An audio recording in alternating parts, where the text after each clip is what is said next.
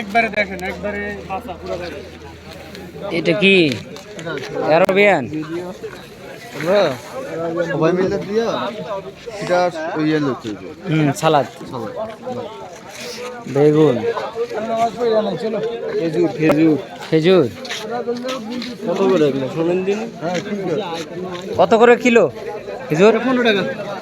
15 টাকা। এটা 10 টাকা, এটা 15 টাকা, এটা 10। খেজুর তো ভাই নামাজ পড়ি, নামাজ পড়ে তারপরে দেখেন। এটা হচ্ছে সৌদি আরবে বাংলাদেশি বাজার। এখানে সব ধরনের শাকসবজি পাওয়া যায়।